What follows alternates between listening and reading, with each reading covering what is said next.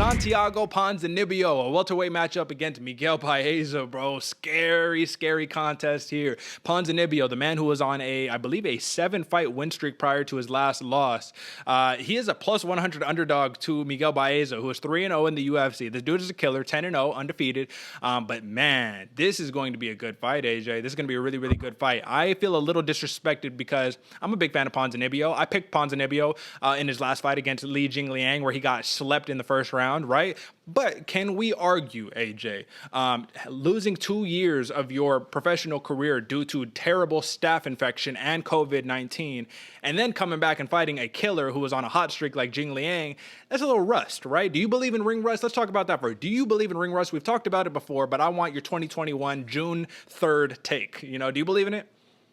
Yeah, I believe in rust in any sort of the aspect of where you're not staying dedicated to your craft. You're probably going to get a little rusty. I don't care if it's home improvement, the ring, whatever it is, comedy, you know, you're not doing it constantly. Yeah, you're going to get a little rust. Yeah, and I agree, man. So let's just forget about that one and go back to the well, because if you want to be a high level anything in life, you got to have a short memory, man. You know what I'm saying? So with that being said, man, Ponzinibbio, very much a rhythm striker. You know what I mean? He doesn't favor the chaos or the brawls, because when he gets into it, he got slept in his last fight. But Miguel Baeza, man, this dude, his right hand and his right leg carry massive power, bro. Like, I'm talking about, like, this dude hits you and it's going to be game over, man. And we saw in his fight against Matt Brown, the legend Matt Brown, right? That was a back and forth war. That was, okay, one dude was about to be knocked out, then the other dude got, about to be out on his feet until the second round opened up and Baeza just put Matt Brown out and called it a night, man. So he's scary. He's 3-0, but let's look at those 3-0. Let's examine it a little more closely, right?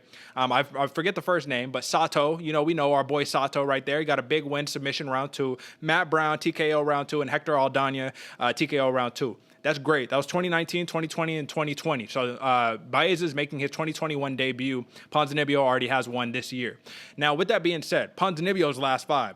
Li Jingliang, he lost that, right? But then he beat Neil Magny, knocked out Neil Magny. We know what a killer Neil Magny is. Mike Perry won a decision. Gunnar Nelson knocked him out. And Nordine Taleb won a decision, right? But I do have to mention, like I said, Ponzinibbio lost 2 years of his professional career. So he's fought 3 times in 2017, once in 2018, and then only once in 2021, man. So this dude's looking to earn back that respect that he had so many years ago, man, because it was just a couple years ago that people were talking about Ponzinibbio being the next welterweight champion, right? So that's how we reframe and restructure this, folks. We reframe it by saying, okay, you have a dude who was arguably a real deal contender in the 170-pound division just a few years ago, fighting very much an up-and-comer. And what do we see time and time again? This is a little bit... I'm blanking on the word. This is a little bit like a parallel to Kevin Holland versus Derek Brunson, or Kevin Holland versus Marvin Vettori. Maybe we were slightly blinded by the hype of the prospect building up and coming up, and we didn't respect, like I could say for Derek Brunson, I didn't respect, you know what I'm saying, what he's been doing. Like, it's not been flashy, it's been ugly. We don't like to watch it, but he keeps winning, and that's really all that matters, man. I know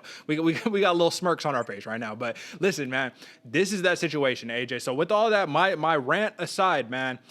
Listen, we got a Muay Thai striker in Ponzinibbio versus Baeza, who, I'm sorry, AJ, I'm going to say something that might come off a little bit harsh, right? But I think Baeza has a habit of being a little one-dimensional. And what I mean by that is he'll find a combo that works, and he'll just spam the combo time and time and time again, right? He'll throw that right hand, right kick, right hand, right kick.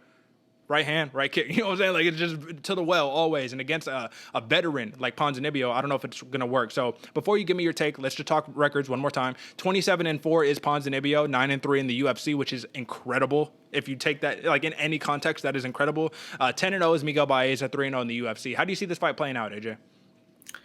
Man, this one is a lot closer than I think the stats are showing, man. That 120 underdog for Baeza, or 120 favorite. Or yeah, Santiago Ponzinibbio being the underdog. Excuse me, I was looking at the graphics, man, is absolutely crazy because he's a longtime favorite, man. And I do think it comes down to that recent mindset of what have you done for me lately? Because, man, Ponzinibbio is fast, he hits hard, he's bouncy, he's light on his feet, gets in that rhythm, and when he does, man, he's hard to put away. Obviously, we saw Jing Liang put a little hitch in that, but we're resetting it. We're not worried about that because Ponzinibbio is back at it.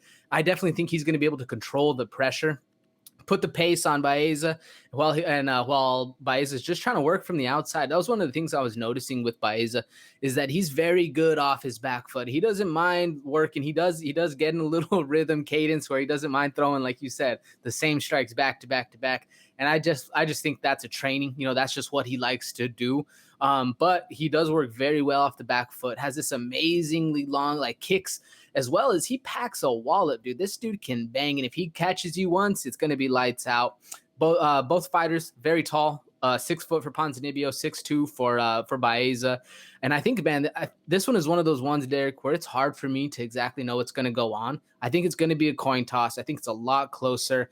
I'm hoping we see a lot of up and down, to be honest with you. I don't really think either of these fighters are going to want to just strictly stand and trade, because that's quite a recipe for an early night. What do you think?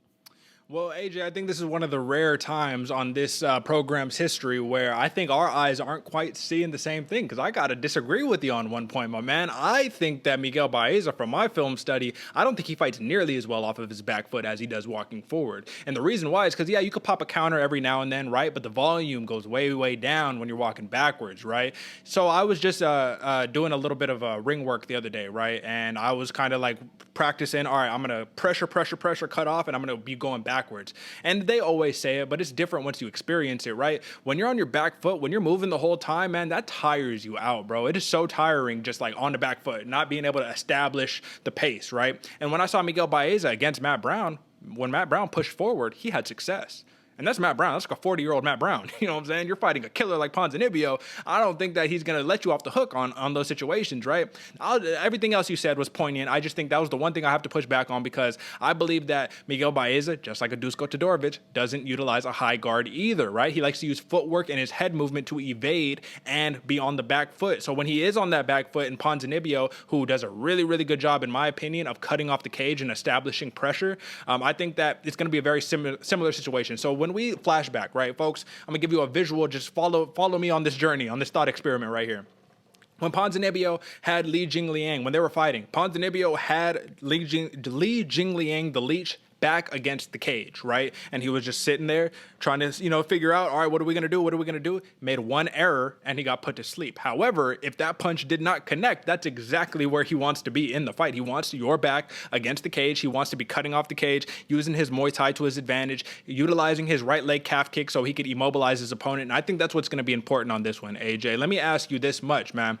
Both of these fighters have mean leg kicks. Do you think that is going to be the technique that's implemented to kind of neutralize both? Because if I'm Ponzinibbio, I'm just getting those leg kicks off on Baeza, taking away that power, taking away that movement. What do you think?